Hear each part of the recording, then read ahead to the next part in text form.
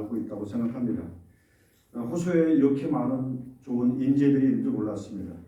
저는 앞에 나가서 대표로서의 역할하지만 우리 총무님을 비롯해서 또 하남국수의 우리 강정희 박사님 한 분 한 분들이 굉장히 보석 같은 귀한 그런 자질과 재능을 갖고 계신 분들이라 이런 분들과 함께 지금 벌써 2년이라는 시간을 갖고 있는데요. 너무 행복했고 제가 호소에 몸담고 있으면서 이와 같이 자부심과 긍지와 또 미래에 대한 어떤 희망적 그런 마음을 품고 이렇게 공부할 때가 있었나 싶을 정도로 졸업하고 난 이후에 더 많은 좋은 열매와 기대감, 흥분들이 마음에 계속해서 일어나고 있는 것 같습니다.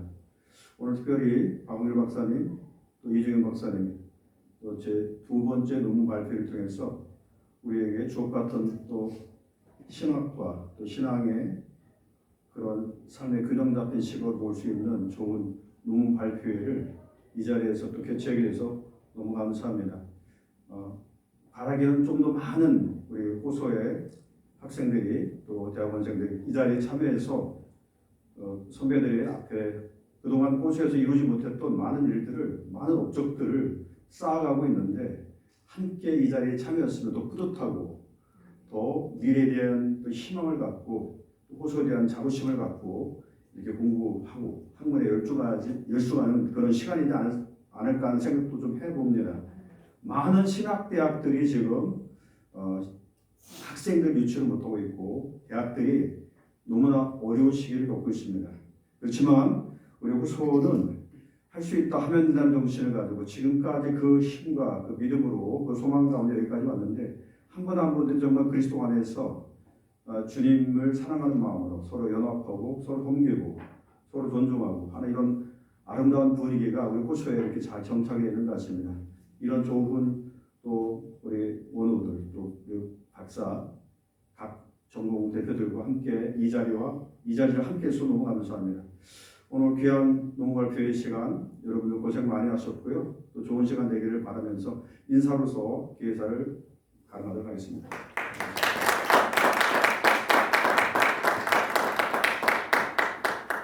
네, 다음은 호소신학 총동문회 회장으로 계신 신영일 박사님께서 격려사 해주시겠습니다.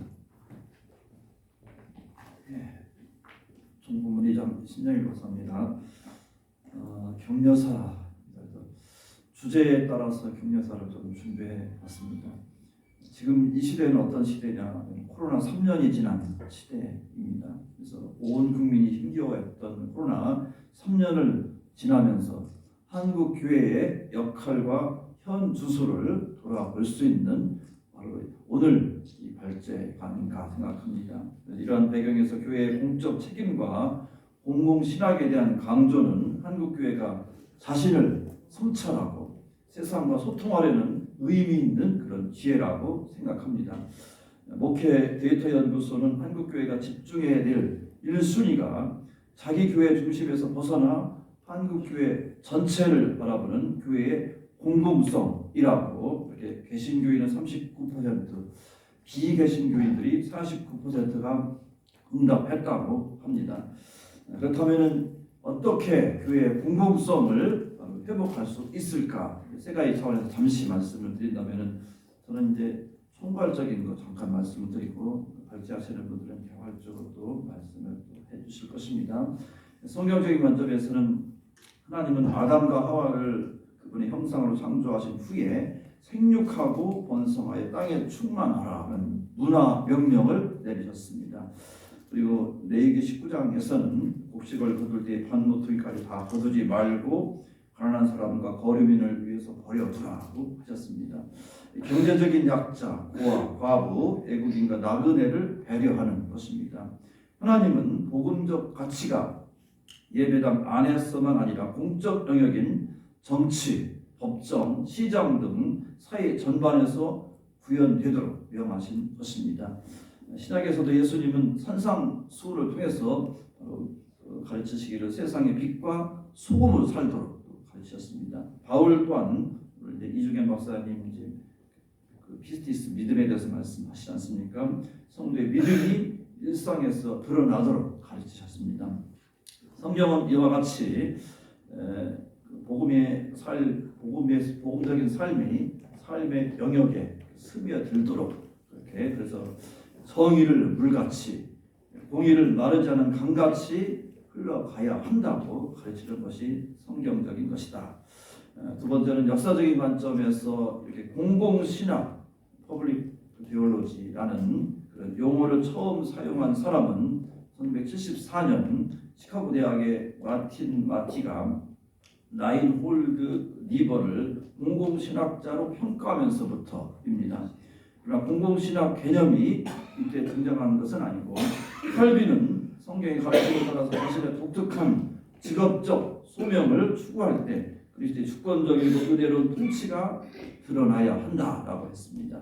아브라함 카이퍼는 영역 주권론, 그래서 카이퍼 자신이 일국의 수상으로 신학교 총장으로 당 총재로 언론인으로 살면서 삶의 체계에서의 기독교를 몸소 실천했습니다. 윌리엄 윌버포스가 회심 체험 후에 존 뉴턴 목사님의 조언을 따라서 거듭난 정치인으로서 영역의 그 노예 제도를 폐지한 것도 역시 공공신학이다. 철저한 개혁 신학적 입장은 아닐지라도 나치에 저항한 본헤퍼, 인종차별에 반대한 마틴 루터 킹도 거론할 수 있습니다. 셋째, 신학적인 관점에서 공공신학이 무엇인가 간략하게 정의한다면 온 세상에 대한 하나님의 통치를 증언하는 교회의 신학이라고 할 수 있습니다.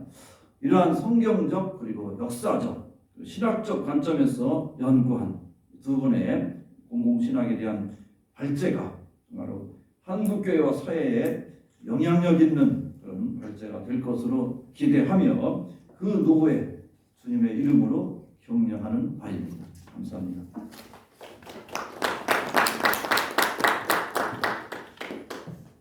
네, 다음으로 연합신학전문대학원 원장으로 계신 김동주 원장님께서 축사해 주시겠습니다.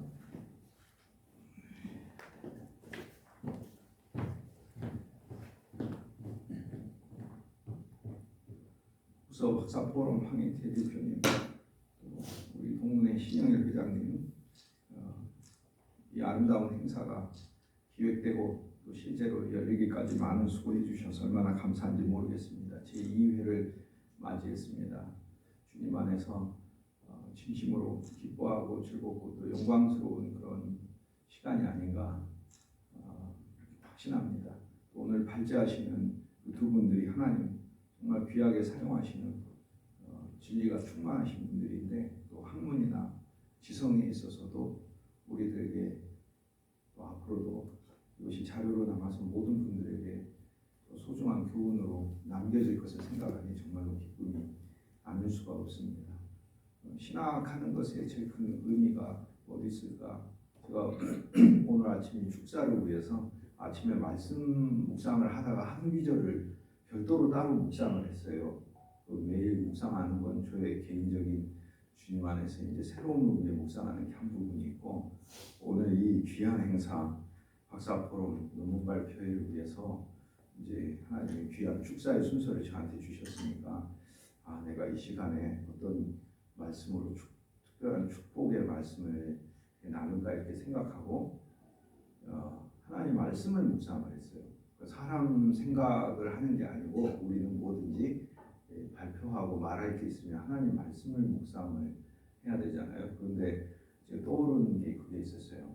좀 죄송한 말씀이긴 한데 지식도 패하고 예언도 패하다.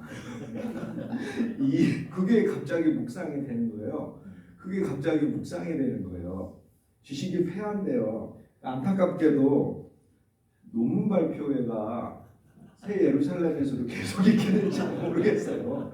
그런데 거기에 믿음, 소망, 사랑은 영원하다고 그러더라고요. 그래서 지식은 패하는구나. 믿음, 소망, 사랑은 영원하구나. 이제 제가 그걸 보면서 이제 오늘 우리들은 그래도 이제 학자니까 이 문제를 해결해야 하잖아요. 논문 발표의 축사가 지식이 패한다고 얘기를 하고 있으니 근데 이걸 그게 갑자기 아침에 그게 묵상이 되니까 이거 해결을 해야 되잖아요, 제가. 그래서 제가 이렇게 생각을 해봤는데 우리 임채학 박사님하고도 나눈 대화가 있어요. 세상의 학문은 시간 속의 학문이잖아요. 과거, 현재, 미래 이런 시간 속의 학문인데 이에치카가 역사란 무엇인가, 뭐 과거와 현재의 대화라고 했잖아요. 그게 기껏해야 인류의 최고의 석학이 말할 수 있는 수준인 거예요. 진짜 역사란 시간과 영혼의 대화가 역사잖아요.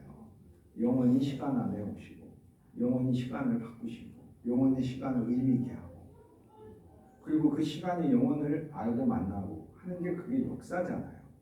그래서 과거, 현재, 미래 이렇게 뱅뱅뱅뱅 도는 거는 시간이고, 우리는 시간을 뛰어넘어 영원히 이미 우리에게 이제 선물된 분이니까 제가 감사하게도 횡설수설 하는 것을 알고 우리 이제 염창선 교수님 하나님 보내주셨어요.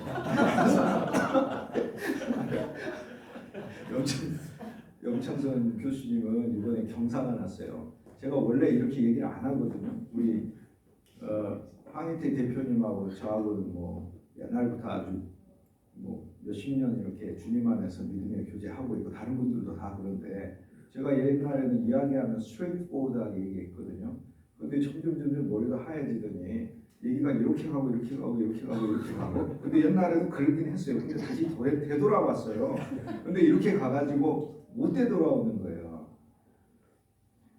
어쨌든 근데 이제 지금은 다시 되돌아와야 될 것 같아요. 그래서 짧은 시간이라 하는데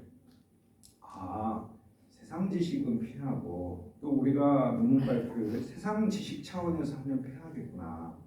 그런데 믿음, 소망, 사랑은 영원하다고 하니까 믿음에 대한 주제는 영원한 거죠.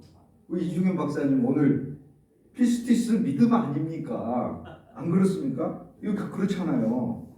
그 다음에 하나님의 소망과 사랑이라는 건 선교의 기본 주제잖아요.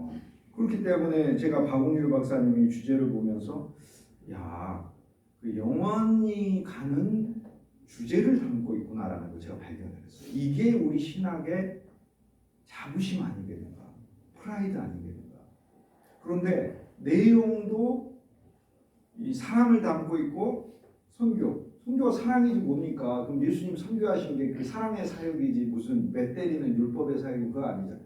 또 발표도 믿음인 거예요. 그래서 지식이 패하는 줄 알았는데 오늘 그 발표자의 주제를 보니까 영원을 이야기하고 영원에 잇대어 있는 주제더라고요.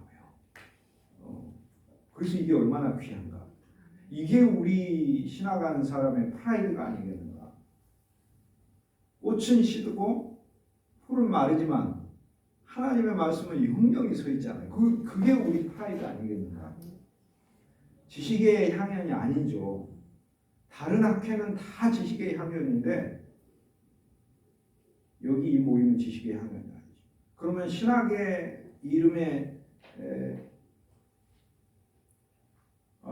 학회들은 다 그러면 영원의 향연인가? 저는 그렇게 생각 안 합니다. 왜냐하면 바리새인들의 학회는 예수님을 조롱하는 학회였습니다. 아무리 신학을 이야기를 해도 사두개인들의 학회는 하나님의 능력을 안 믿는 학회였습니다. 서기관의 학회는 예수님을 조롱하는 학회였습니다. 그런데 저는 호소 박사 포럼은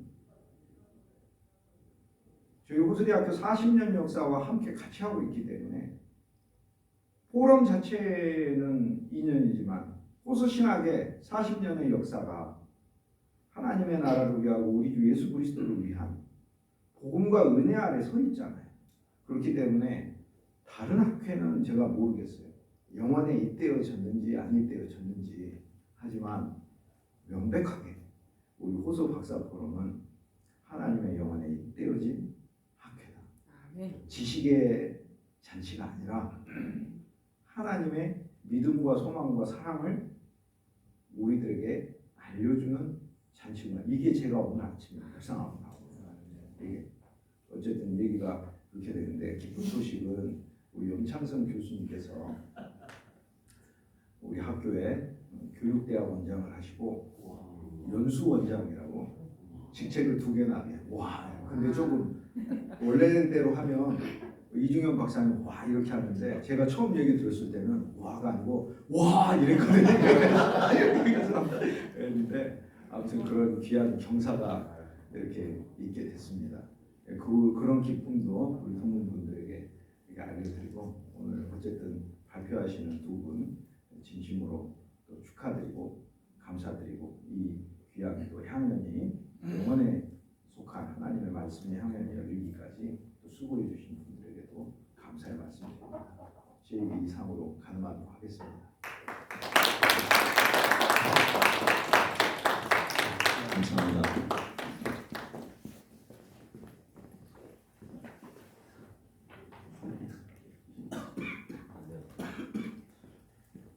제가 원장님과 조금 일찍 더 그 대화를 나눴으면 제목을 영혼과 시간의 대화로 이렇게 했으면 좋겠어요.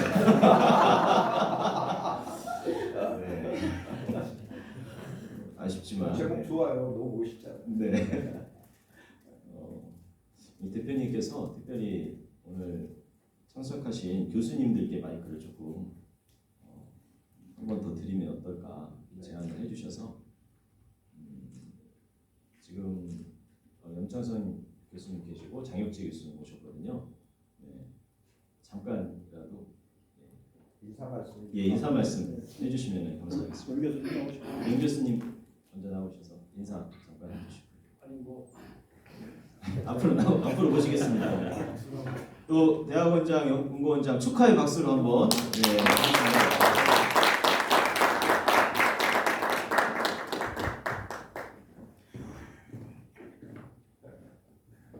수업 끝나고 왔는데 얼떨결에 지금 상황이 어떻게 되는지 모르겠는데 아마 원장님 정여사신 것 같아요.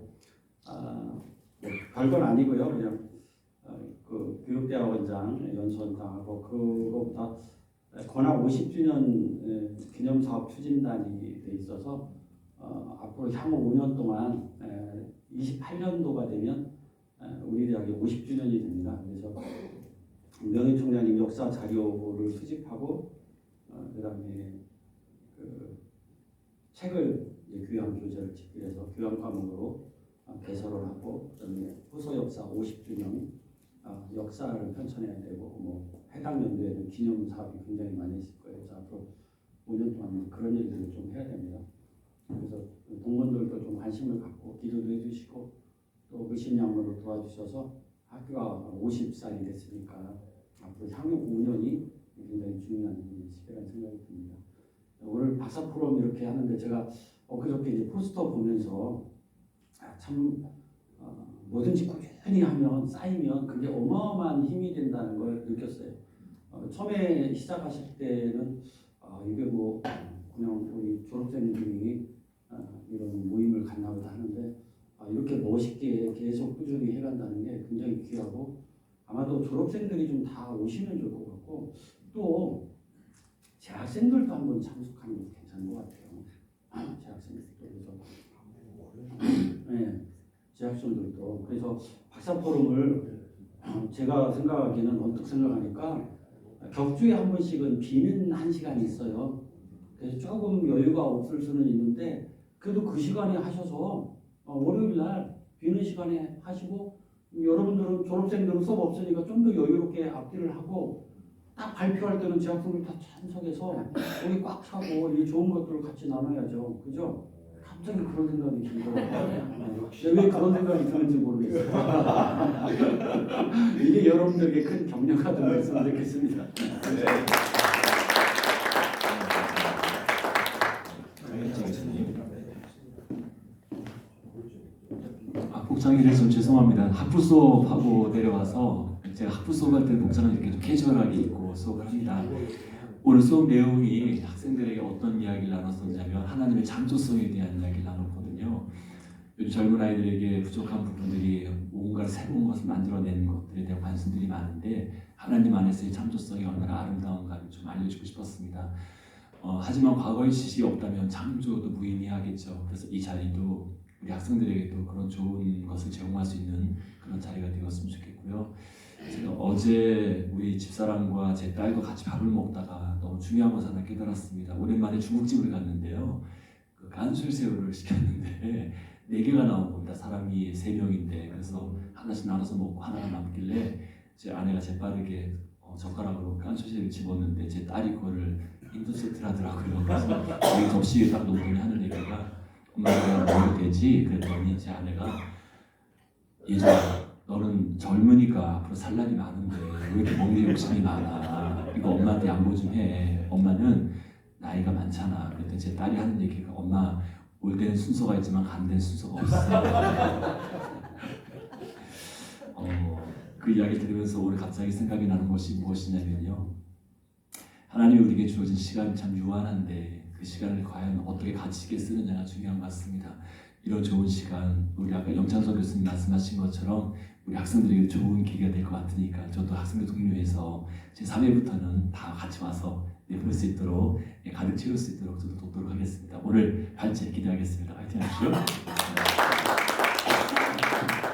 네, 감사합니다. 장혁재 교수님, 임창석 교수님, 원장님, 학생들이 너무 재밌게 잘해주셔서 녹화되고 있거든요. 그리고 유튜브로 이제 올라갑니다. 저희 박사포럼 채널이 있어서 올라가는데요. 조회수가 수백 회는 더 올라가지 않을까. 네. 그러면 이제 본격적으로 저희 발표 시작 전에 허서박사 포럼 실행이사로 섬겨주고 계신 김윤기 박사님께서 기도해 주시고 발표 시작하도록 하겠습니다.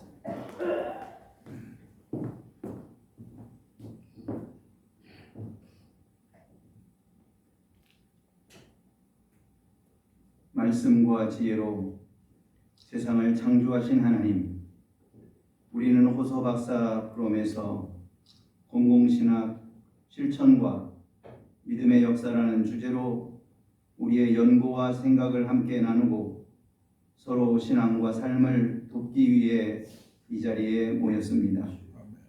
하나님께서 우리를 부르시고 구원하심으로 공적인 책임감과 사명감을 주셨으니 우리가 이를 통해 교회와 사회의 문제와 과제에 적극적으로 참여하고 대화하고 응답하는 삶을 살게 하여 주옵소서.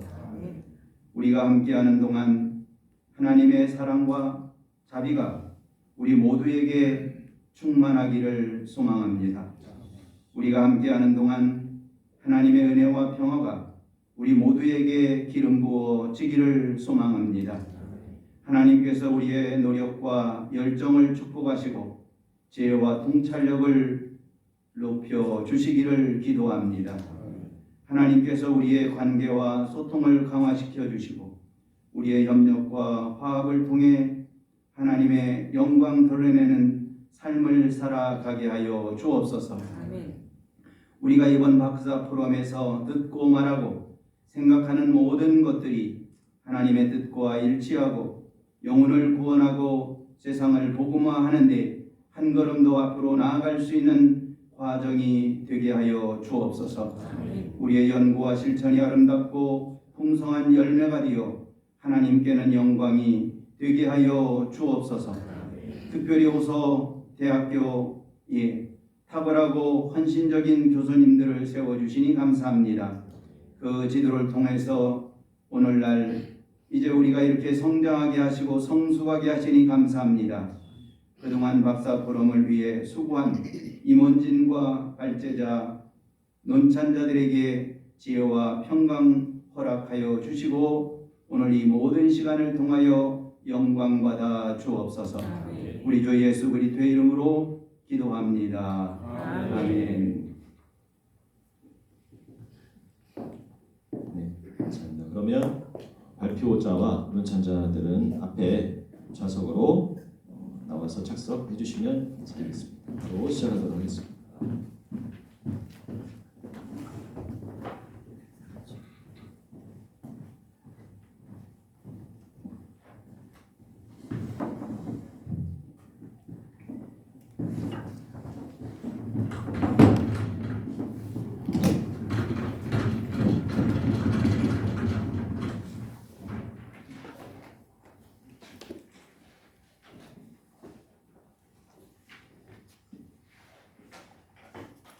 네, 먼저 박원길 박사님께서 선교적 교회를 위한 목회 제안이라고 하는 제목으로 발표해 주시겠습니다. 다 같이 박수로 환영하겠습니다.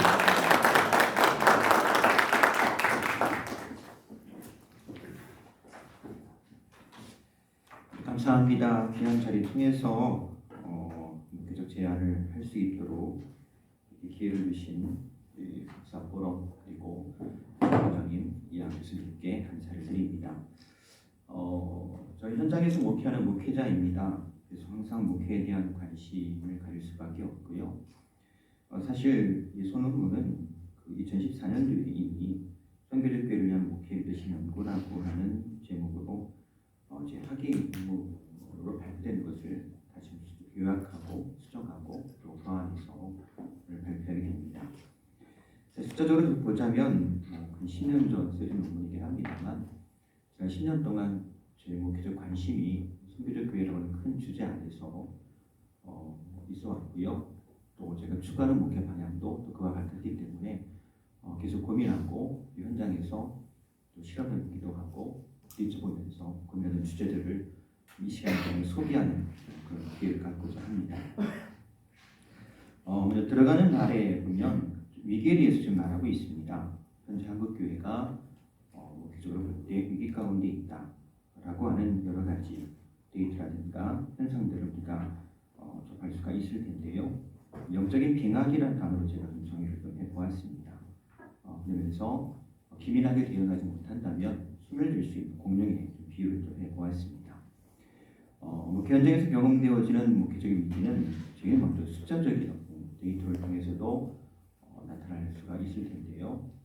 교세가 감소한다라고 하는 데이터는 매년 발표되고 있는 상황입니다. 근데 목회 환경이 빠르게 변하고 있습니다. 단적인 예로 교인들의 위기 상황 가운데 목회자가 즉각적으로 개입할 수 있는 여지가 점점 줄고 있다라고 하는 겁니다. 단적인 예를 들자면 병원 신방이 이제 안 되지 않습니까? 이런 상황 같은 경우에 목회자가 직접 개입하기 어려운 시대가 되었다라고 하는 것도 있고요. 또 과거에는 전도를 위해서 외부 활동, 예를 들어 가지고 학교에서 아이들에게 전도하기 위해서 교문 앞에 나가서 아이들을 만나보는 하는 일들 좀 자유로웠다면 실제 저도 경찰서에 신고를 당해가지고 경찰한테 치료당하듯 그렇게 신문을 당한 경우도 있거든요. 이런 일들이 이제 쉽게 교인들과 접촉하거나 아니면 잠재적인 교인들을 상대로 활동하는 것이 어려운 목회적 환경이 되었다라고 하는 것들. 그다음에 교인들의 생활도 많이 변화가 되었어요. 이제 교회 중심의 생활이 꼭 아니어도 괜찮은 시대가 되었지 않나 싶습니다. 그다음에 이제 교회와 목회자가 과거에 하고 있던 일들을 이미 국가나 아니면 지방자치단체에서 상당 부분 대신하고 있는 상황이기 때문에 목회적 환경의 변화는 자연스럽게 교회 위기로 다가오게 될 수밖에 없다라고 생각을 합니다. 그런 전제하에 기민하게 생존 목회를 추구할 때 있고 그런 관심에서 선교적 교회를 소개하게 되었습니다. 특별히 이 소논문에서는 리더십과 더불어서 세 가지 소그룹 활성화, 선교적 교회에서 체질 개선을 통한 디아코니아 목회, 통전적 선교와 리더십에 대해서 좀 소개하고자 합니다. 먼저 선교적 교회에 대한 이해인데요. 저는 지금 약 이 교회에 한 500명 정도 되는 교회에 담임하고 있습니다. 근데 담임자가 된 지 이제 다 2달 됐습니다. 과거에는 다른 교회에서 목회하다가 한 분이 45년 동안 개척해서 목회하시고 은퇴한 교회 후임자로 제가 지금 부임하게 돼서 2달째 목회하고 있는데요. 감리교회입니다. 후임자를 선정할 때 여러 가지 기준이 있고 또 어떤 조건들이 좀 있었는데 제가 후임자로 결정되는데 적지 않은 영향을 끼친 것이 제 논문이었습니다. 선교적 교회라는 논문이었는데 지금 제가 담임하는 교회는요 해외 선교를 굉장히 열심히 하는 교회였어요. 재정의 상당 부분을 해외 선교비로 활용하는 그런 교회였는데 제 논문을 보고 선교란 말이 들어갔기 때문에 이 사람 선교 전문가인가 보다 해외 선교 전문가인가 보다 하는 오해를 하는 바람에 네, 제가 과대평가가 해야 될까요? 뭐 이런 네, 웃지 못할 일이 좀 있었습니다. 선교적 교회를 이야기하면 흔히들 어떻게 생각하냐면 선교하는 교회라는 개념으로 이해를 합니다. 근데 사실은 이 미셔널 처치라고 하는 단어는 꼭 해외 선교와 관련된 것은 아닙니다. 그래서 용어적인 이해가 선교를 하는 교회를 강조하는 것이 아니고요. 교회의 존재 목적 자체가 과거에도 그랬고 지금도 그렇고 앞으로도 선교에 있다라고 하는 것을 다시 한번 재발견하고 강조하는 것이 이 선교적 교회라고 하는 이 명칭의 본질적인 의미라고 할 수가 있겠습니다. 우리 선교적 교회 미셔널 처치라는 단어는요 미국에서 시작된 거긴 합니다만 보통 학자들은 그 선교적 교회의 어떤 이해를 영국의 신학자였던 레슬 뉴비긴에서부터 시작을 합니다. 이 사람은 인도 선교사였습니다. 선교를 마치고 본국으로 돌아와 보니까 자기를 파송했던 교회가 또 자기를 파송했던 나라가 도리어 선교의 대상이 되어 있다라고 하는 걸 발견한 겁니다. 도대체 문제가 어디에 있을까? 나를 해외 선교사로 파송했던 교회가 왜 이렇게 침체되어 있고 나를 파송했던 이 기독교 국가인 줄 알았던 나라가 도리어 선교의 대상이 되었는가를 고민하게 되었던 거지요. 그런 고민에서부터 선교적 교회에 대한 개념을 다시 한번 재발견하게 되어졌고요. 이 레슬 뉴비긴의 영향을 받은 북미 신학자들 중심으로 선교적 교회라고 하는 용어와 더불어서 정의가 세워지게 되어지는데요. 특별히 Gospel in Our Culture Network GOCN으로 약자들이 표기되는데요. 이 모임을 통해 가지고 선교적 교회라고 하는 미셔널 처치라고 하는 단어와 더불어서 12가지 그 선교적 교회에 대한 어떤 그 모델들, 지표들을 제안하게 됩니다. 그것이 선문에 좀 소개가 되어 있는 걸 볼 수가 있습니다. 선교적 교회의 어떤 본질이라고 하는 것은 앞에 좀 소개했던 것처럼요. 교회는 본질적으로 선교하는 공동체다. 그러니까 선교가 일종의 프로그램이나 아니면 뭐 교회가 부수적으로 활동해야 되는 그런 것이 아니고 교회 자체는 본질적으로 선교적인 공동체라고 하는 것입니다. 더군다나 그 선교라고 하는 것이 우리 한국 교회가 흔히들 전도와 선교를 구분해서 전도는 뭐 국내, 선교는 해외로 구분 많이 하는데 그런 구분도 사실은 임의적인 것이고 국내와 국외 벌써 지금 현대 더구나 마찬가지겠죠. 현대 사회는 사실 국경도 다 지금 의미가 없는 시절이지 않았겠습니까? 이런 시대에 더군다나 전도와 선교를 구분하는 것도 큰 의미가 없이 본질적으로 교회는 선교적인 공동체다라고 하는 것을 강조하는 것이 이 선교적 교회의 정의라고 할 수가 있겠습니다. 반면에 이제까지 한국 교회의 어떤 목회적인 신학적인 특징이라고 한다면 제도화되고 시스템화되어진 교회라고 좀 정의할 수가 있겠는데요.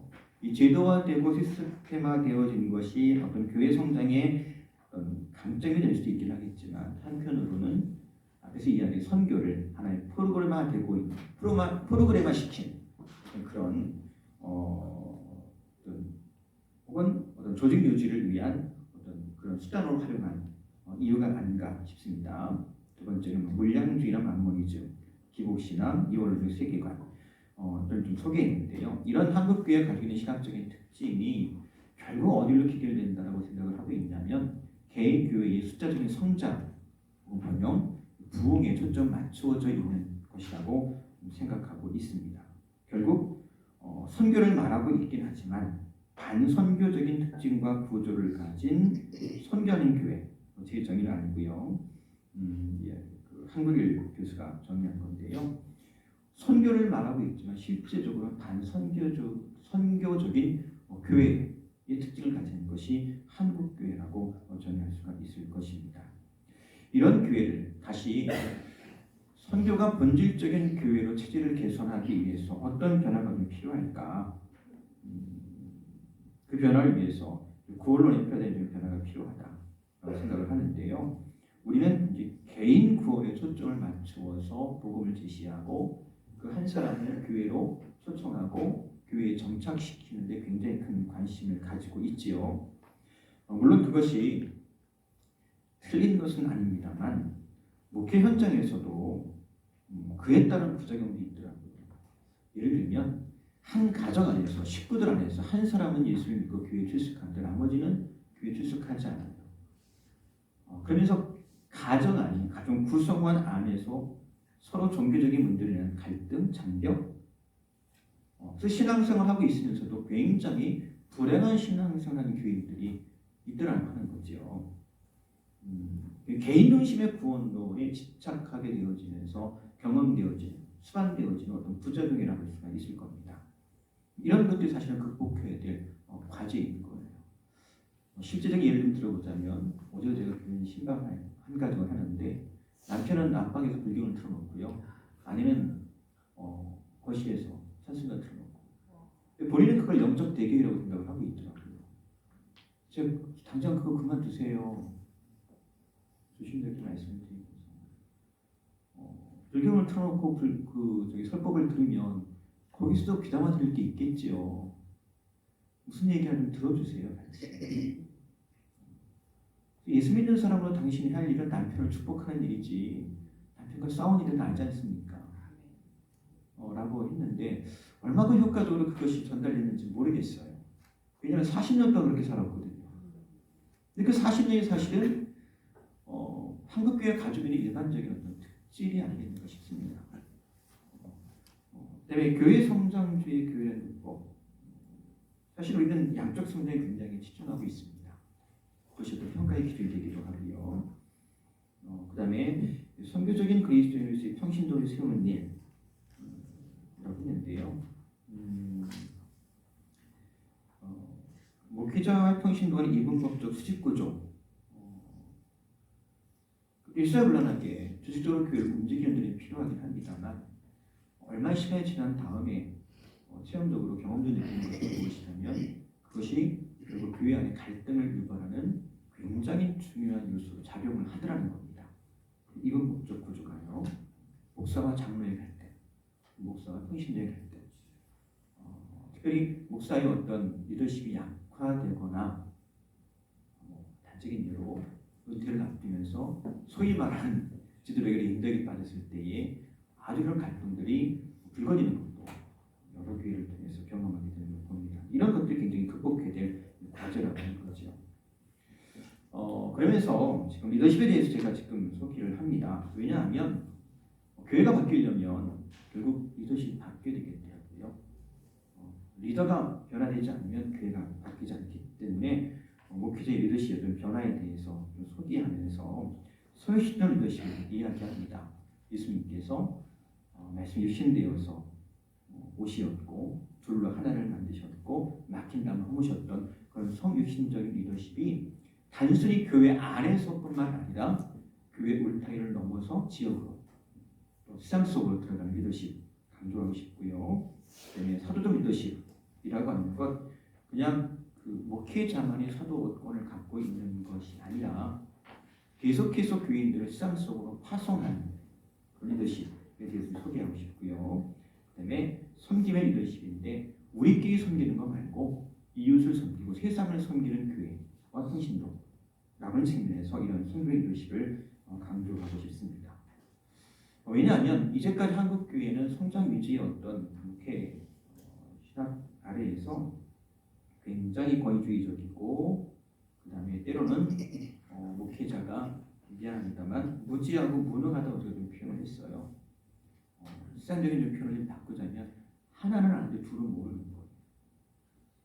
이런 데서 오는 어떤 세상과의 단절 혹은 소통의 단절들 그 다음에 기복적인 신앙에 근거한 목회자의 신비주의적인 리더십 지향성 이런 것들이 너무하기 때문에 이런 것들이 세상과 소통하고 교회를 성교적 교회로 바꿔가는데 걸림돌이 된다고 생각을 했기 때문에 이런 성유신적인 리더십이라든가 소적 리더십, 그다음에 성교 리더십을 강조하게 되었습니다.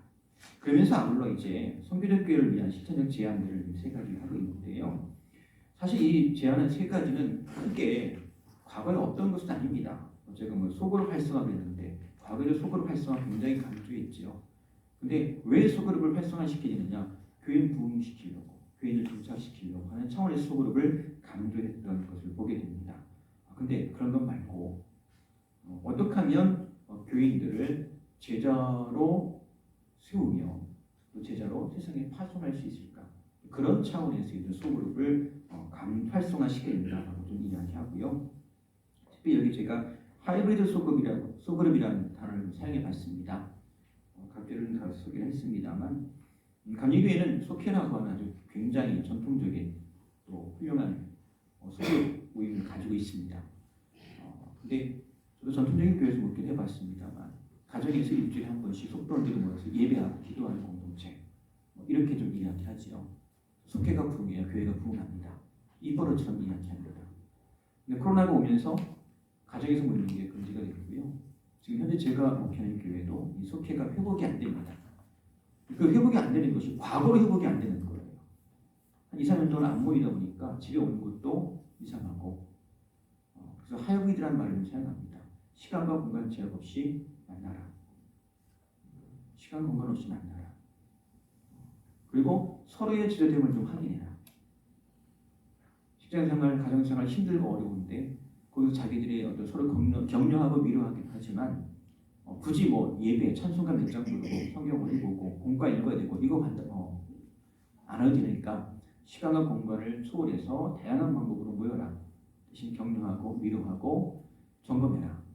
내가 제자의 삶을 살고 있는지, 내가 혹시 내 정체성을 세상 속에 잃고 있는 거 아닌지. 그래서 하이브리드 소그룹이라고 좀 명칭을 붙이고 계속 그렇게 좀 시간과 공간을 초월해서 모일 수 있도록 격려하고 있고요.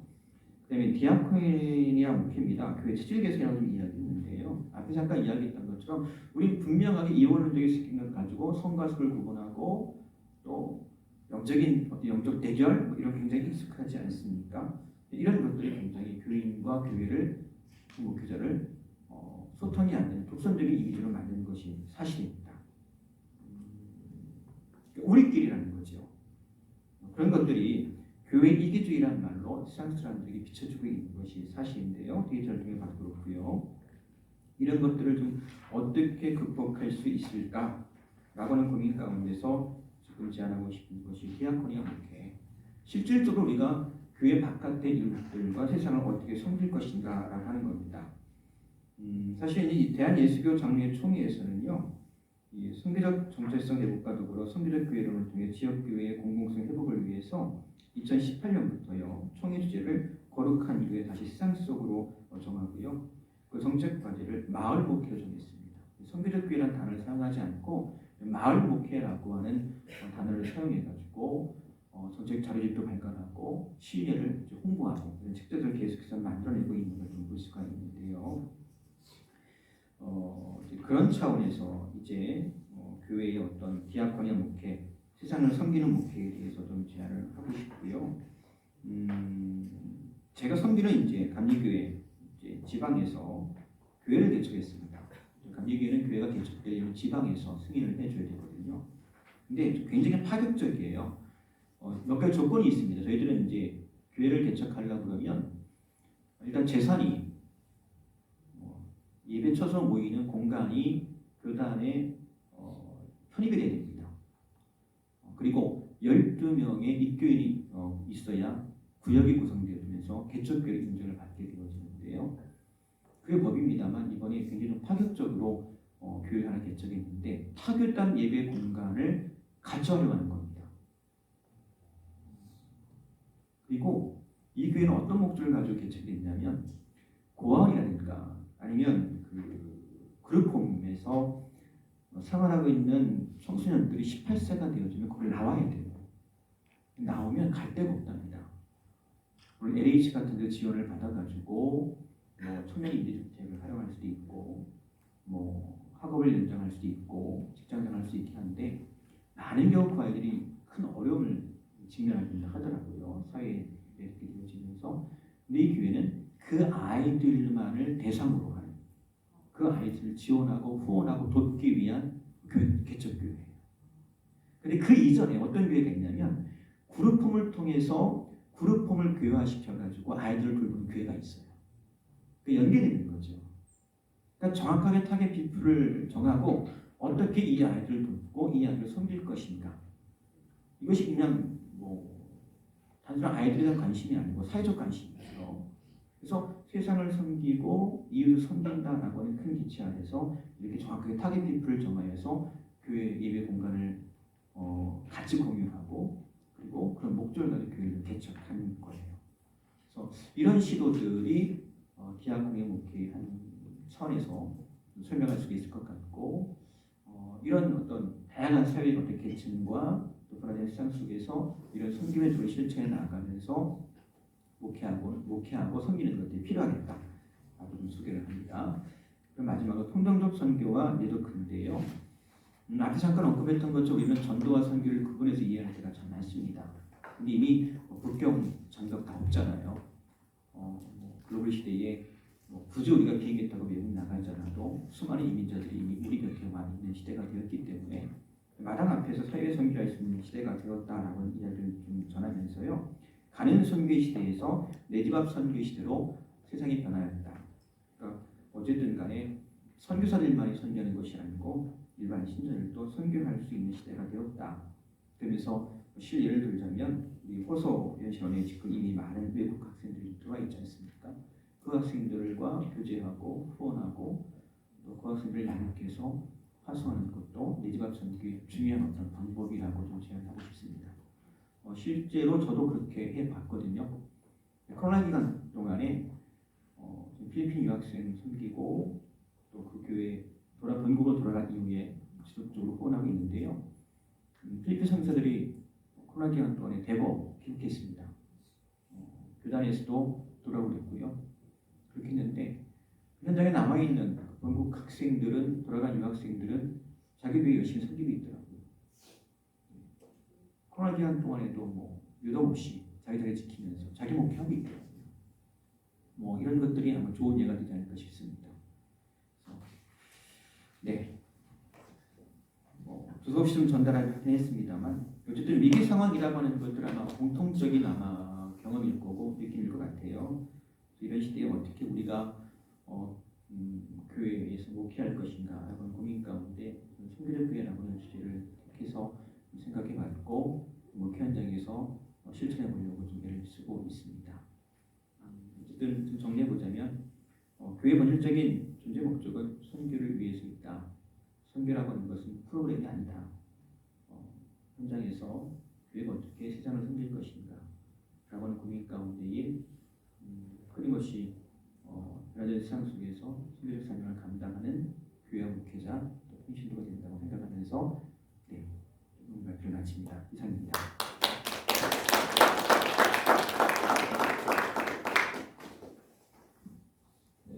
감사합니다. 하이브리드 소그룹 내 집 앞 선교라고 하는 그런 공공신학을 위한 좋은 아이디어도 제시해 주신 것 같습니다. 이어서 이 발표하신 논문에 대해서 호서대학교 실천신학에서 박사학위 하신 구본천 박사님께서 논찬을 해주시겠습니다. 그 책자 순서는 논문이 두 편이 이어 있고 논찬이 두 편이 이어 있는데요. 그 논문 첫 번째 논찬 33페이지 참고하시면 되겠습니다. 발표해 주시겠습니다. 네, 통영에서 온 구본천 박사입니다. 멀리서 오느라고 아침 6시에 출발했는데 사실 10시인 줄 알고 9시 한 40분까지 왔거든요. 왔는데 아무도 안 계셔가지고 1시간까지 기다렸습니다. 아침도 못 먹고 지금 점심시간이 다 됐는데 배가 고픕니다. 저는 논찬을 처음이라서 저는 그냥 이 발제문을 좀 제가 쓴 거를 읽는 걸로 대체하도록 하겠습니다. 그리고 저는 통영에 12년 전에 개척을 했고요. 감리교회인데 통영이라는 곳이 그 경남 통영이라는 곳이 감리교가 서기는 굉장히 어려운 아직도 감리교회를 이단으로 생각하는 사람들이 많은 지역입니다. 그래서 오늘 이거를 읽으면서 저는 그런 마음을 가졌어요. 그래, 이 선교적 그 논문을 읽으면서 우리 교회에도 좀 적용하면 어떨까라는 그런 마음을 가지고 읽으면서 논찬을 했습니다. 제가 중간을 읽도록 하겠습니다. 박원길 박사의 논문은 오늘날 21세기를 맞이한 한국교회가 정체와 미래에 대한 부정적인 전망에 관하여 진단하고 평가하여 현재와 미래에 관한 목회에 대하여 제언하였다. 그동안 한국 교회는 성장 중심의 목회 패러다임 속에서 모든 교회가 대형 교회를 꿈꾸는 일장 성장 일변도의 교회 중심적 신앙생활을 추구하였다. 따라서 신자의 신앙의 척도를 봉사와 헌신으로 가늠하고 개교회 중심 목회와 개교회주의의 특징을 지니게 되었다고 평가한다. 성장 중심의 교회는 성장질주의의 가치관을 확산시켰으며 이것은 팽창주의와 업적주의와 결합하여 교회 내에 물질주의 가치관을 조장하게 되었다고 말한다. 이것이 결국 교회의 계층화, 양극화를 초래하게 되었다고 평가한다. 또한 한국교회는 도시교회와 농촌교회 간의 계층적 양극화 그리고 도시 안에서도 인적 물적 자원의 유무에 따른 대형 교회와 소형 교회로의 양극화 현상이 나타났으며 이런 계층적 양극화는 교회 간의 위화감을 조성하고 목회자들 사이에서 교회의 규모에 따라 자부심과 자만심 그리고 좌절감과 열등감을 심어주는 결과를 가져왔다고 말한다. 이런 개교회 중심의 성장 목회는 사회적 공신력을 약화시키고 한국교회가 쇠퇴의 길로 돌아섰다고 경고한다. 따라서 박원길 박사는 한국교회의 문제를 극복하기 위한 대안으로 선교적 교회론을 방법으로 제시하였다. 박원길 박사는 선교적 교회론은 있고 있던 교회의 본질 자체가 선교라는 것을 경각시키고 교회 본질의 신학적인 의미를 담아내고 있는 신학화라고 말한다. 그러면서 생존 목회를 위해 선교적 교회론에 입각하여 첫째, 소그룹의 활성화, 둘째, 선교적 교회로서의 체질 개선을 통한 디아코니아 목회, 셋째, 통전적 선교와 네트워크 세 가지 목회 패러다임의 실천적 방안을 제안하였다. 본 연구의 공헌은 첫 번째로 본 논문은 성장주의에 치우쳐 건물의 비대화와 대형 교회 성장에 치우친 전도운동 등 왜곡된 성장신학으로 비치는 한국교회의 새로운 방향으로 선교적 교회론을 제시함으로써 교회의 공공성을 회복하고 선교의 주체는 하나님 자신이며 교회는 하나님에 의해 파송된 선교사로서 역할을 감당해야 함을 주장하였다. 결국 교회의 본질을 다시 회복하게 하고 본연의 사명과 역할을 찾도록 하게 하는 데 영향을 주는 연구라고 평가할 수 있다. 두 번째, 본 논문은 교회의 존재 목적은 무엇인가? 라는 질문을 통해 한국교회의 사조를 성장과 번영신학이라는 분석 평가하여 말하기를 첫째는 목표 달성과 조직 유지에 치중하는 제도화된 교회 시스템, 둘째는 물량주의 만모니즘에 빠져 교인의 믿음을 수량화하거나 수치화함으로써 사업으로 변질시켰다. 셋째, 기복신앙이며 넷째는 서로 나뉘는 대립하는 이원적 세계관으로 한국 사회의 분열을 야기시키므로 부정적인 영향을 끼쳤다라고 평가하였다. 이에 대한 선교론적 교회로서의 대안을 제시하였다. 먼저 선교적 교회론의 적용으로 방법을 제시하기를 첫째는 구원론적 패러다임의 변화가 있어야 한다. 둘째는 교회 성장주의 교회론의 극복으로서 실천적 차원만이 아니라 신학적 차원을 모두 가져야 하며 셋째는 선교적 그리스도인으로서 평신도를 세워야 한다라고 말하였다.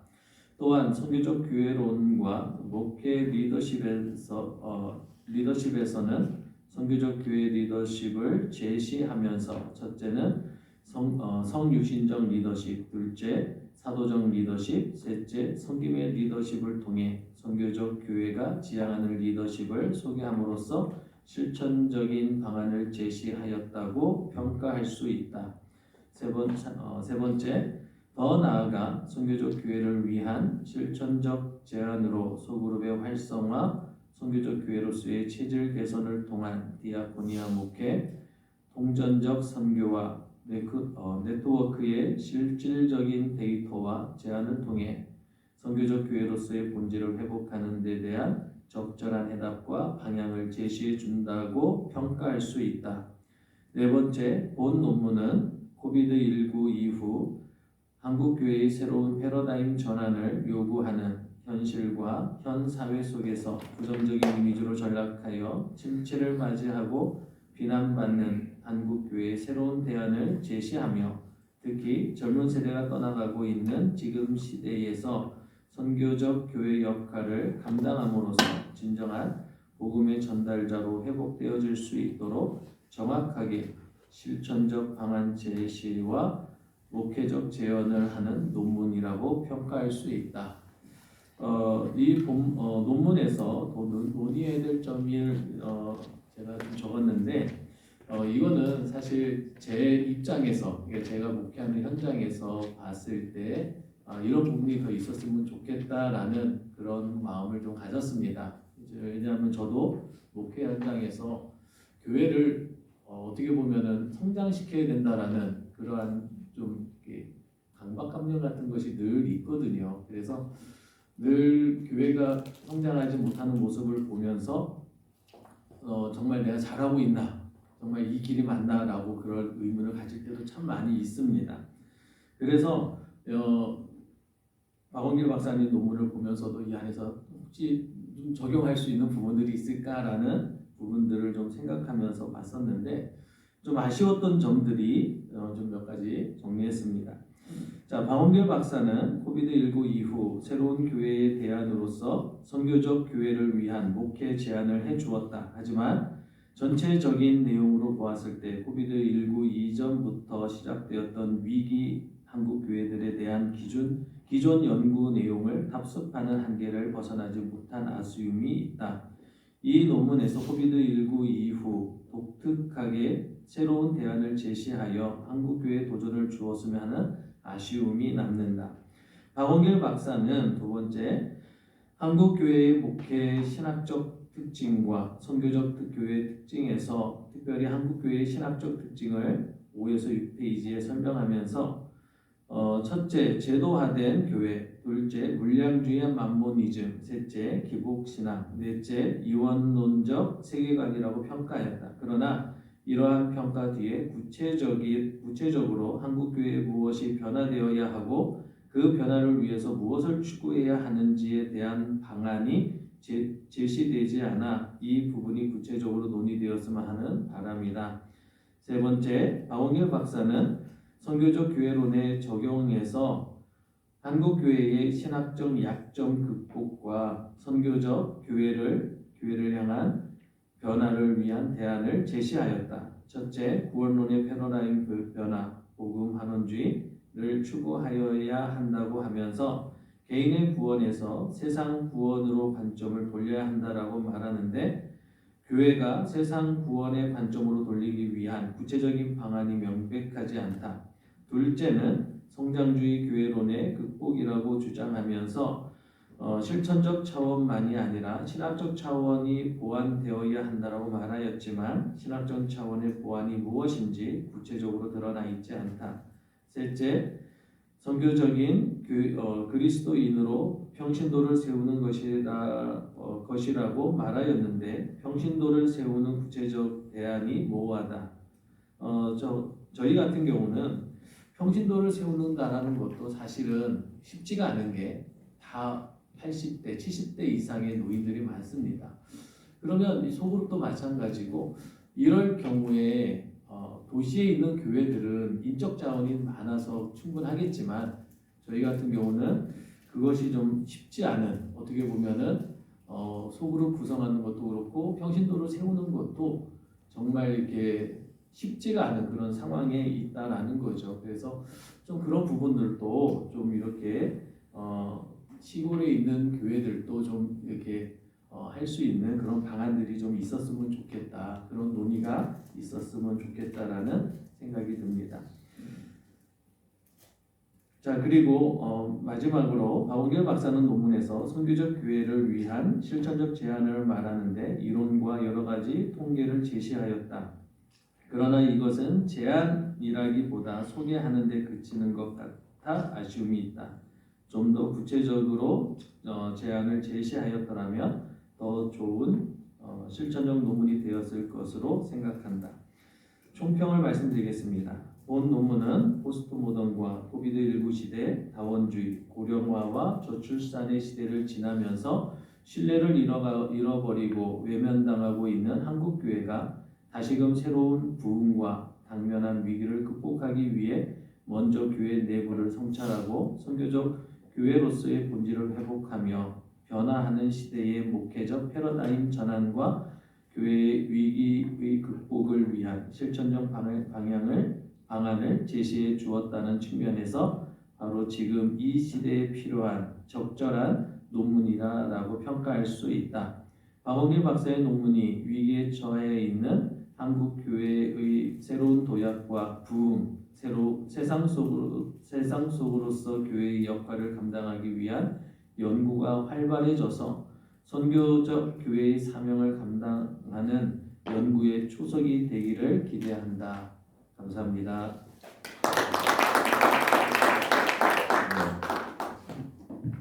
논찬 감사합니다. 날카로운 논찬이었습니다.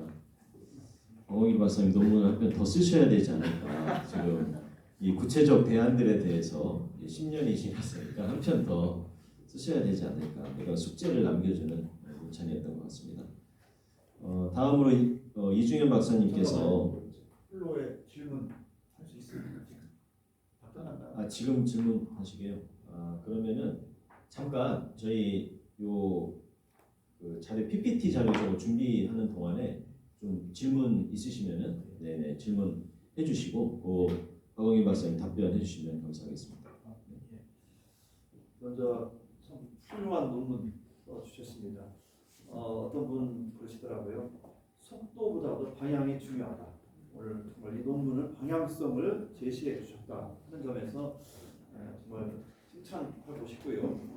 대안은 이제 앞으로 차후로 하시면 되겠고, 박원길 박사님께서 전에 취임하셨던 당진에서 그 옆에 당진 동일교회 제가 가서 이제 세미나 왔습니다. 오늘 대안이 그런 것 같아요. 출산 돌봄에 대한 생각을 그 교회가 한 3,000명 되는데 어떻게 해서 그 교회가 성장했는지 그 성장 위주가 아니었고 방향이 20년 전부터 이 선교적인 마인드였습니다. 그 마인드는 바로 마을 공동체에 대해서 이제 어린 아이들을 교회가 돌볼 테니까 마음껏 결혼하고 아이를 낳아라 이것이거든요. 그래서 아이를 교회에서는 책임지고 돌봐주고 어린 아이부터 고등학교까지 대안학교가 있습니다. 맡기고 그러면 어른들은 결혼하고 아이를 낳는 겁니다. 그래서 그렇게 해서 지금도 아이들이 많고 그래서 3,000명 되는 교회가 되었습니다. 이것이 바로 공공신학이고 공공신학이며 또 오늘 박원길 박사님께서 발제하신 목적으로서의 선교. 그러나 그 선교는 자동적으로 되어지지 않는다. 그래서 좀 훌륭한 논문이었고 그래서 속도보다도 방향을 제시한 그런 논문이었다라고 생각합니다. 네. 질문이라기보다는 칭찬으로 제가 드렸잖아요. 다음 논문을 네, 맞습니다. 바로 이어서 이 신약 박사이신 이중현 박사님 로마서 9장에서 11장의 믿음에 대한 개념사 연구 발표를 해주시겠습니다. 네, 반갑습니다. 신학을 전공한 이중현 박사입니다. 먼저 우리 호서 박사 포럼, 호서 신학 총동문회, 호서 대학 연합신학전문대학원에서 또 함께 귀한 자리를 마련해 주셔서 너무 감사하고요. 제가 작년에 논문을 쓰면서 한 7년, 6년에서 7년 정도 계속 논문을 쓰다가 못 쓰고 해서 한 6년 만에 다시 한번 쓴 논문이긴 합니다.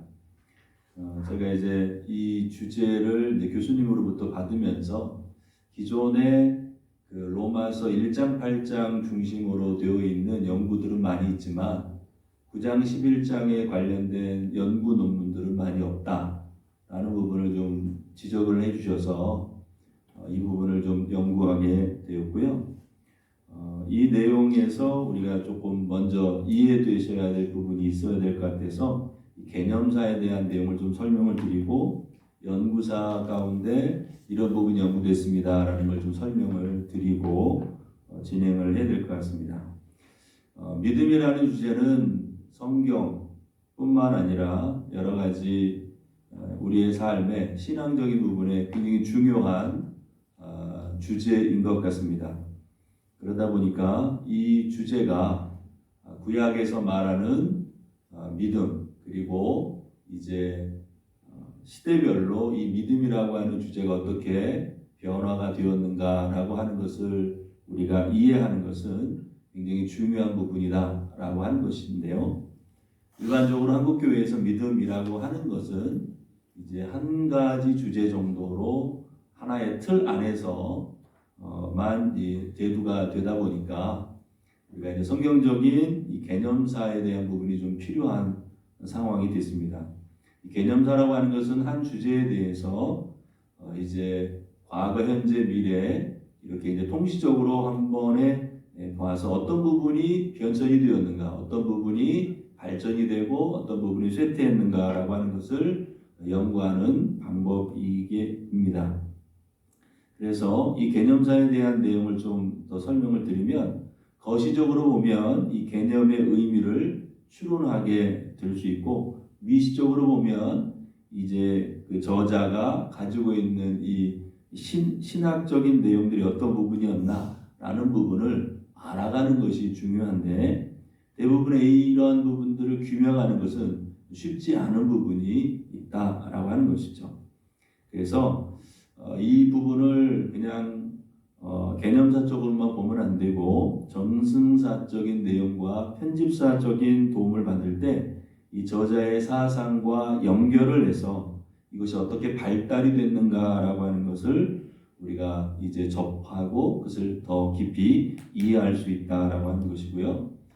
바울이 말한 여러 가지 이제 서신들 가운데서 저는 9장 11장에 있는 내용을 중심으로 진행을 하고 그 다른 본문에서는 이제 간단하게 설명을 해드리는 걸로 해서 진행을 하고요. 연구사를 좀 말씀을 드리면 지금까지 로마서는 이 루터의 종교개혁 이후에 교리적인 입장으로서의 의인론에만 집중해 있었다라고 하는 것이죠. 멜랑이토는 로마서를 모든 기독교의 교리의 요약이다 이렇게 할 정도로 이 교리적인 접근이 굉장히 많이 있었다라고 하는 것이고요. 그래서 루터와 칼빈은 1장 8장의 칭의를 말하고 9장 11장을 예정이다 이렇게 주장을 했습니다. 이 베이러라는 사람은 로마서 9장 11장에 관련해서는 부록이다 이렇게 이야기를 했습니다. 그러나 이제 연구사를 통해서 우리가 보게 되면 이 로마서 9장 11장에 있는 문제는 기존의 1장 8장과 12장 16장이 이어지고 있는 것을 볼 수 있고 9장 11장에 있는 내용은 좀 다른 것처럼 우리가 이해될 수 있는 것이죠. 왜 그러냐면 학자들이 이 로마서 앞부분에 이 성령과 죄에 대한 논의가 9장 11장에는 없다. 그리고 빌킨스라는 사람 같은 경우도 이 교리적인 접근으로 이 로마서의 9장 11장은 이해하기가 어렵다. 이렇게 이야기를 하고 있습니다. 그러다 보니까 바울이 주장했던 기존의 신학적인 내용과는 좀 배치되는 내용이 9장 11장에 언급되어 있다라고 하는 것이고요. 이 바워 같은 사람인 경우에는 기존의 교리적인 해석에서 다른 접근이 필요하다라고 보고 그것을 로마 교회의 상황을 함께 고려해서 이 내용을 읽을 때 그 내용을 좀 이해할 수 있다라고 이야기하고 다드라는 사람은 이 로마서의 연결성을 고려할 때 기존 내용과 다르다. 그렇기 때문에 이것은 바울의 설교를 삽입한 것이다 라는 주장까지 하는 것을 볼 수가 있습니다. 그래서 이 8장에서 9장으로 넘어갈 때 연관성이 없다라고 보고 있고요. 도리어 8장에서 12장이 연결이 된다 이렇게 보고 있습니다. 그러니까 9장 11장에 있는 내용은 단절됐다. 그리고 로마서의 이런 부분은 신학적인 난제다. 이건 부수적으로 이해한다라는 것이 학자들의 주장이었다는 것이죠. 그러나 샌더스 같은 경우에는 이제 9장 11장에 있는 내용이 로마서의 핵심이 아니지만 이스라엘 구원을 이해하는데 보조적인 역할을 한다라고 이야기를 하면서 바울 서신에 기록된 이 내용들은 그 교회의 특수성이 있다라는 것으로 그런 것을 이해해야 된다 이렇게 얘기하고 있습니다. 그러면서 돈 프라이드 같은 경우에는 최근 로마서 9장 11장의 이슈를 이제 한 5가지로 이야기를 하고 있습니다. 교회, 가정교회들의 갈등, 두 번째 바울이 로마서를 작성한 목적이 방문 외에 다른 예루살렘의 헌금, 또 선교적인 동기였다. 그리고 16장이 후대 편집이 아닌 바울의 글이다. 그리고 로마서의 이 수사학적인 디아트리베는 이 로마 교회의 특수성을 반영한 것이다. 그리고 로마서 9장 11장은 단독적인 이해보다는 로마서 전체 안에서 이해돼야 된다. 이렇게 주장을 했습니다. 연구사의 최근 그 로마서 9장 11장의 연구 추세를 보면 로마서의 부록이 아니고 핵심적인 주제다 이렇게 보고 있습니다. 9장 11장을 중심으로 기존의 로마서 1장 8장에서 있었던 부분을 우리가 새롭게 읽고 적용해야 될 부분이 필요하다라고 저는 생각을 하고 이 교리적인 틀을 좀 벗어나서 교회 정황과 연결해서 이 내용을 좀 이해한다라는 것이 저의 중심 내용입니다. 그리고 로마서 9장 11장에 이스라엘의 민족주의적인 계약적 그 특권 그 내용과 보편주의적인 내용 가운데 긴장 관계가 좀 있습니다. 기존 로마서 1장 8장의 핵심 주장이 이방인 구원에 대한 것에 초점을 맞췄다면 9장 11장에 있는 내용은 유대인들의 구원까지 언급을 하고 있습니다. 그리고 이제 제가 이제 그 앞부분 지금 책 17페이지에 있는 내용을 들어가게 될 건데요. 그 로마서 9장 1장 11장이 이외에 피스티스에 관련된 내용을 제가 좀 말씀드리기 전에 제가 이 연구를 하면서 좀 충격을 받았던 게 뭐냐면 구약 성경 안에서 하나님을 믿으라 하는 내용이 굉장히 적습니다. 굉장히 충격적이었어요. 아니 그 이스라엘이 하나님을 믿는 신앙의 원조고 그리고 그들이 하나님에 대한 신앙이 남다른 걸로 알고 있는데 하나님을 믿으라라고 하는 강조하는 내용이 제가 찾아봤을 때 10개에서 12개 정도밖에 나오지 않습니다. 그래서 제가 왜 이렇게 하나님을 믿으라고 하는 그 구약 성경에 그렇게 강조가 없을까라는 부분을 좀 제가 마음에 담고 이 주제를 좀 연구를 해봤는데 이 구약의 믿음이라는 히브리어가 이제 아만이라는 단어입니다. 이게 신약에 와서는 아멘이 되는데 이 아만이라는 단어가 이 다른 여러 가지 단어들과 함께 이 파생 단어들이 많이 있습니다. 그래서 하나님에 대한 신실함, 신뢰 이것이 이제 아만의 주요 내용인 것이죠. 그런데 제가 이것을 연구를 하면서 이 아만이라는 단어, 하나님에 대한 그 믿음에 대한 이 단어가 하나님에게만 쓰이지 않는다라고 하는 것, 이방 사람들에게도 이 단어가 쓰여진다라고 하는 것이고요.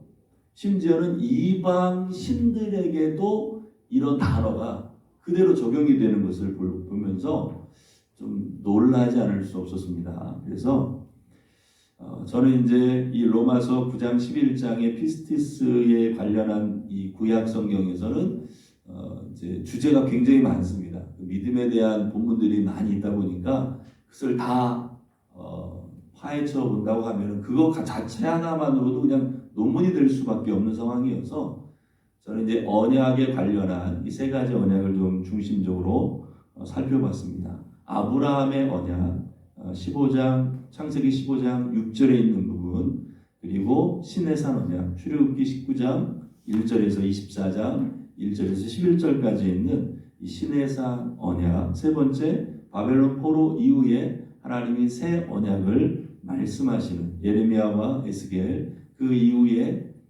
이제 새 언약에 관련된 내용들을 저는 그 앞부분 구약 부분에 설명을 드렸고요. 우리 로마 그 구약 성경의 주된 그 내용들 가운데 약속과 그 다음에 언약을 좀 구분할 필요가 있겠다라는 생각을 해봤습니다. 하나님이 복을 주시고 약속하시는 부분은 이제 구약 성경의 여러 부분에 언급이 되어 있습니다. 이 노아에 관련된 뭐 약속이라든지 그것을 언약이라고도 이제 볼 수도 있고요. 그러나 이제 하나님이 특정인에게 언약을 하시고 체결 과정을 갖고 그리고 하나님이 그 부분에 대해서 의롭다라고 인정하는 것은 창세기 15장 6절에 있는 부분이 처음 나오고요. 단순한 도덕적인 결단이 아니라 그것을 계시로 받아들이고 하나님의 선하심을 기초해서 받아들인다는 입장에서 이 아브라함의 15장 6절은 굉장히 중요한 본문이다 라고 하는 것이고요. 폰 라드는 이 내용을 어떻게 이해했냐면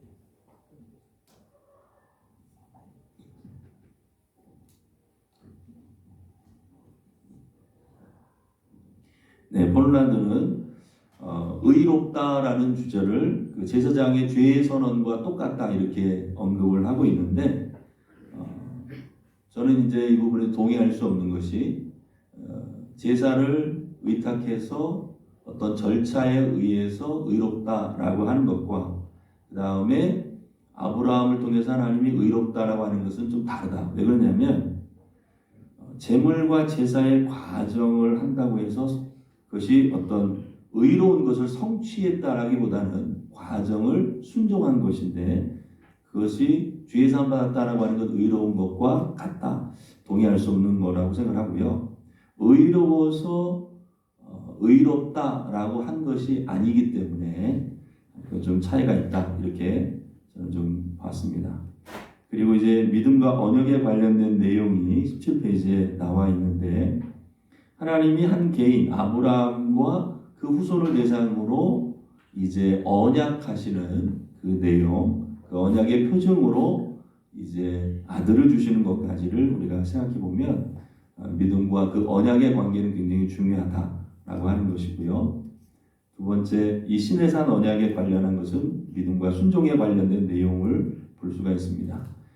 시내산 언약에 이스라엘 백성들 전체를 하나님이 이제 언약하시는 것을 볼 수가 있고 그 언약 의롭다라고 하는 언약에 관련된 체데카라고 하는 단어가 이스라엘 순종과 많이 이제 언급이 되어 있습니다. 그래서 구약에서의 그 믿음의 특징들은 그 믿는 것도 중요하지만 순종과 같이 연결이 된다라는 것을 우리가 살펴볼 수 있습니다. 믿음과 좌절에 관련된 부분이 이제 우리 여러분들 19페이지에 나와 있는데요.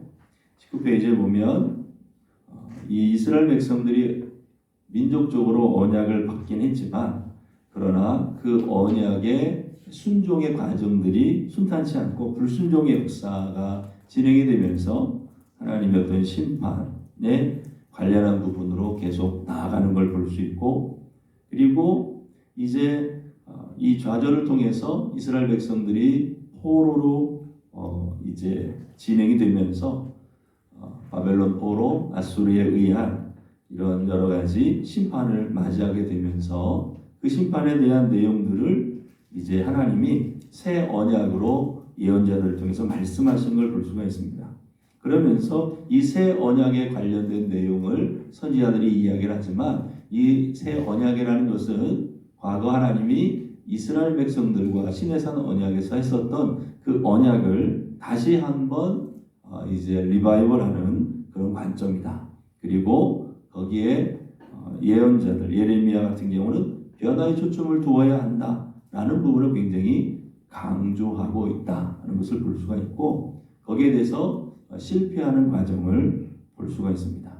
제가 앞에 서두에서 구약 성경에서 왜 하나님을 믿으라는 이런 강조가 10에서 12개 정도밖에 나오지 않는가 하는 것을 제안을 드렸는데 연구를 하다 보니까 가정교육 안에서 이제 이 부분이 진행이 되다 보니까 후손들에게 계속 교육이 되다 보니까 크게 강조의 필요성이 없었다라는 것을 좀 생각해 보게 되었고요. 이스라엘 백성들이 우리 조상들은 믿음의 조상이다라고 하는 것 때문에 아브라함이 하나님과의 그 언약 그리고 의롭다 인정받는 이런 과정이 필요한데 단체 이스라엘이 그 믿음을 그 언약을 갖다 보니까 각자가 개인화하지 못한 조상들의 믿음에 관련된 것만 가지고 있고 개인화하지 못하다 보니까 이렇게 하나님을 믿으라고 하는 이 강조가 굉장히 적지 않았나 이렇게 생각해 봅니다. 그래서 구약 성경 안에서의 그 믿음이라고 하는 것은 하나님의 신실함 그리고 하나님을 신뢰한다라고 하는 것에 집중을 하고 있고 이 신약의 믿음은 구약의 믿음과는 좀 강조점이 다른 걸 볼 수 있습니다. 제가 앞에 말씀드린 것처럼 하나님의 신실하심, 하나님이 신뢰하는 것에 대해서는 굉장히 강조를 하지만 하나님 믿어라 라고 하는 이런 쪽으로는 언급이 안 돼 있다고 하는 것이고요. 그럼 신약에서의 믿음은 어떤 특징이 있느냐? 예수 그리스도에 대한 믿음이 굉장히 명확하게 언급이 돼 있다고 하는 거예요. 구약에는 하나님 믿으라 라고 하는 내용이 별로 없지만 신약은 예수를 믿어야 한다라는 부분이 믿음의 초점이 되고 있고 예수의 믿음 혹은 예수님에 대한 믿음을 굉장히 강조하고 있는 것이 구약과 신약의 큰 차이점이다라는 것을 볼 수가 있습니다.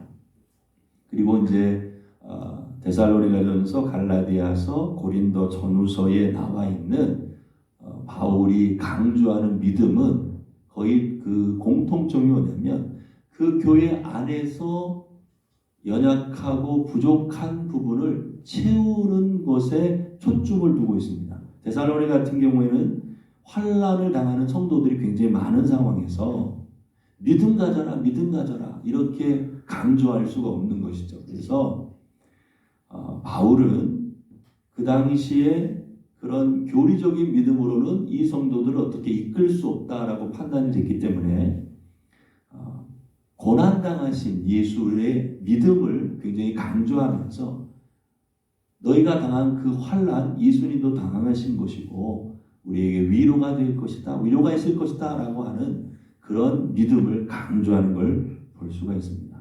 그래서 그 당시에 우상 숭배라든지 사회적인 분위기 가운데서 우리가 그 믿음을 지키는 건 경건이고 거룩이다. 그리고 주의 재림을 우리가 믿음, 소망, 사랑 가운데 인내하는 것이 중요하다. 그 고난을 극복해내는 것 자체가 하나님이 기뻐하시는 것이다 라는 것을 강조하고 있고요. 갈라디아서 같은 경우는 이단 혹은 대적자들이 교회 안에 다른 복음을 가져와서 율법으로 구원받을 수 있다라는 주장을 이야기하다 보니까 바울이 주장하는 것은 예수 그리스도에 의한 믿음 이외에 다른 것은 없다라고 주장을 합니다. 그리고 할례를 받아야 되고 율법을 지켜야 된다라는 쪽으로 주장을 했기 때문에 그런 부분에 대해서 굉장히 율법에 대해서 굉장히 배타적으로 주장을 하는 것을 볼 수가 있습니다. 고린도 전후서에는 여러분 아시다시피 고린도 교회는 굉장히 문제가 많이 있었죠.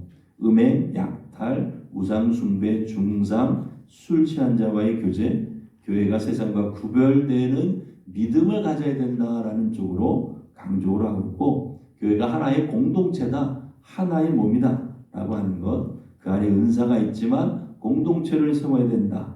그리고 사도권에 관련된 부분도 언급이 되어 있지만 이런 부분들 가운데에서 자기는 종이다 라는 것을 강조하는 것을 볼 수가 있습니다. 그래서 우리 여러분들 3장에 보시게 되면 21페이지에 보시면 3장으로 넘어가게 되는데요. 이 바울과 유대주의자들 사이에 갈등이 많이 있었습니다. 그래서 이러한 내용들을 우리가 좀 살펴볼 필요가 있는데, 우리가 이제 로마서에 있는 내용이 뭐가 좀 특이하냐면 이 동족에 대한 구원에 관련된 가능성을 굉장히 강조한다는 것이죠. 친유대적으로 돌아갑니다. 아까 이 고린도 전후서 갈라디아서는 율법에 대해서 굉장히 비판적인 시각이 주로 나오는데, 이 로마서 9장 11장에 대해서는 율법에 대해서 굉장히 긍정적인 시각에 언급을 하고 있습니다. 왜 이렇게 친유대적인 상황으로 갈 수밖에 없었는가? 이제 대화하려는 목적이었다. 학자들은 이렇게 얘기를 하고요. 유대인과의 오해를 풀려고 하는, 다시 말해서 하나님이 가지고 계신 언약과 그 율법의 부정적이라고 하는 바울의 입장에 대해서 듣고 싶어하는 부분이 있었기 때문에 자신이 율법과 언약에 대한 부분을 9장 11장에 풀어내는 걸 볼 수가 있습니다. 9장 24절 29절에 있는 것을 보면 하나님의 계획은 유효하다. 이스라엘 백성들에게 하나님이 주셨던 구원과 하나님이 그들을 이끄신다라고 하는 것에 대해서는 아직도 유효한 내용이다 라는 부분, 그리고 바울이 주장하는 것은 유대인과 이방인을 동일시하고 있습니다. 그래서 내 백성, 남은 자 혹은 사랑하지 않는 자에 대한 언급에 대해서 확대된 이스라엘 개념을 가지고 접근하고 있다고 하는 겁니다. 그러니까 이스라엘이라고 하는 하나님의 구원이 남아있는 이스라엘이라고 하는 부분에 대해서 새로운 이스라엘, 그 안에는 유대인을 포함한 이방인들까지 포함하는 새로운 이스라엘 개념을 이야기하고 있고, 새로운 구원의 패러다임을 바울이 제시하고 있다라고 하는 것이고요. 이 10장에 있는 내용을 보게 되면 이 구약의 하나님의 의에 대한 내용을 인용을 하고 있습니다. 그래서 이 부분에 관련해서 이스라엘 백성들이 불순종한 사건들에 대한 부분을 인용을 하고 있으면서 그것을 굉장히 단순화시켰다라고 하는 거예요.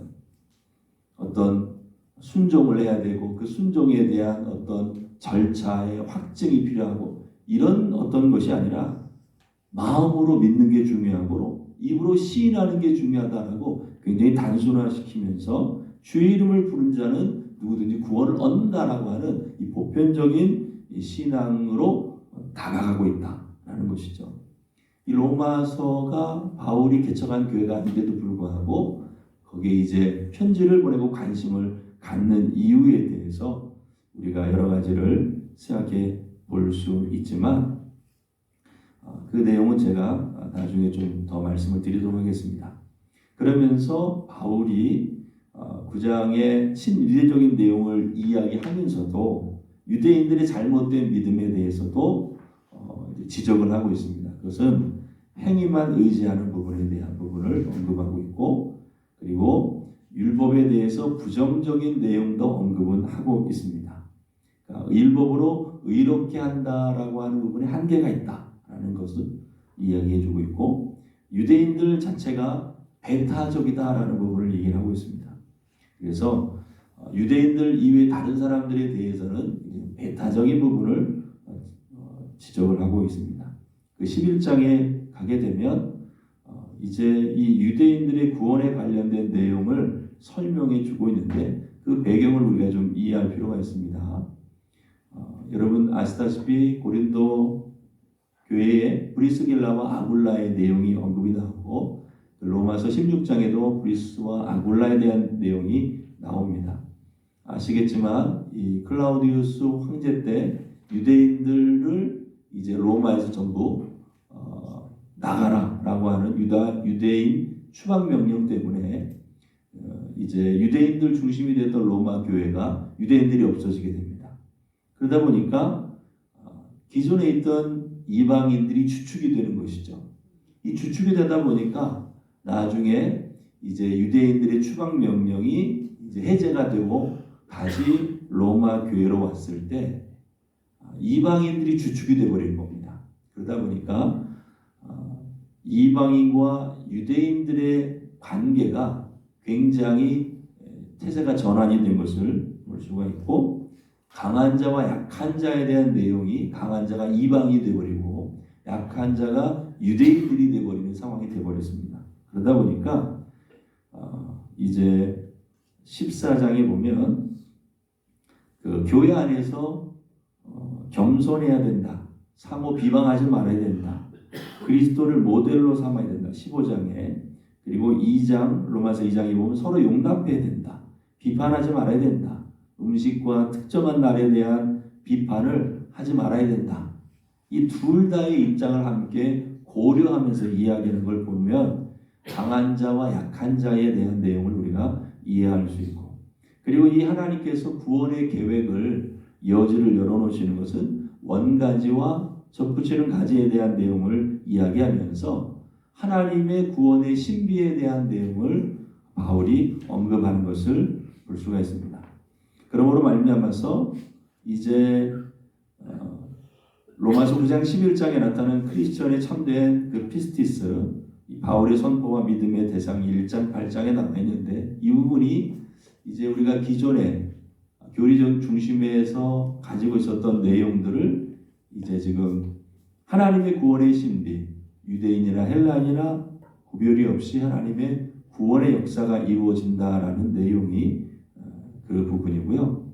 1장 8장에 있는 내용을 다시 점검할 필요가 있다. 하나님의 의라고 하는 것에 대해서 굉장히 강조하고 있고, 이 바울의 구원, 죄인도 구원받을 수 있다.